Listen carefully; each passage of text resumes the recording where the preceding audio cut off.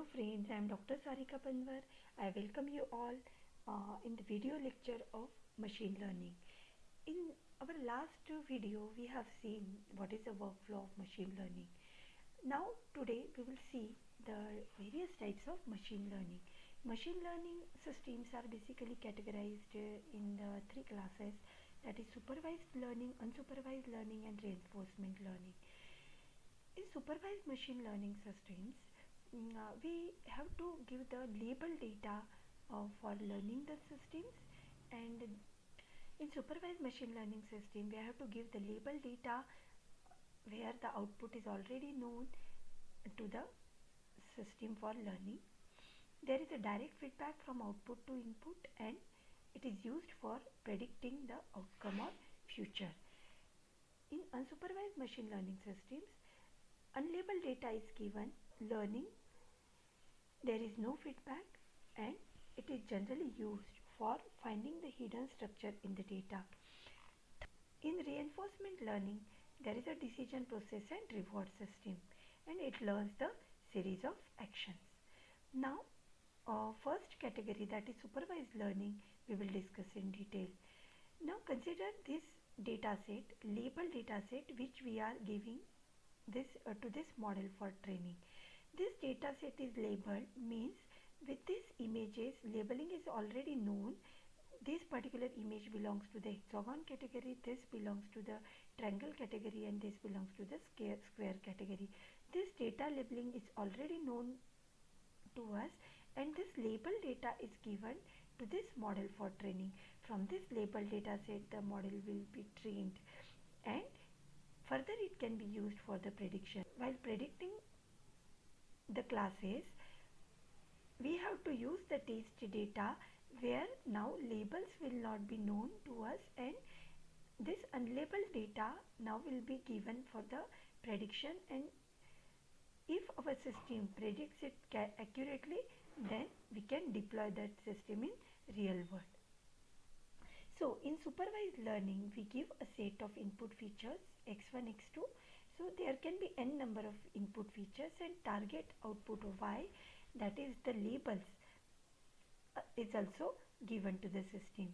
So a set of training examples where the values of the input and target features are given for each example. When we test the system, then a new example, that is the example from the test data set where only the values for the input features are known, will be given, and it will predict the values for the target feature for that new example. Supervised learning is further classified as either classification problem or regression problem. In classification problem, output, that is label, is discrete in nature, whereas in regression output is continuous in nature. If we consider the case of classification problem, we will use this example to understand, that is this credit scoring, where we have to differentiate a particular customer who apply for the credit card into either low risk category or high risk category. So based on these input features, two input features, that is income of a customer and savings of a customer, we have to categorize a particular customer either in low risk category or high risk category. So if income is greater than theta 1 and savings is greater than theta 2, then a customer will be low risk customer, else he will be high risk customer. So in this case now we can observe that output can be either a low risk or high risk. So these are discrete categories, that's why this particular problem belongs to the classification problem. Whereas in regression the output is continuous in nature. If we consider the example of predicting the price of a used car based on the mileage, then price of the car may take any value like 1 lakh, 2 lakh, 2.5 lakh. So it may take any continuous value. That's why this particular prediction problem belongs to regression category. Now as far as classification problem is concerned, this is the classification classification flow, where first step will be selection of the data and validation. Validation of the data.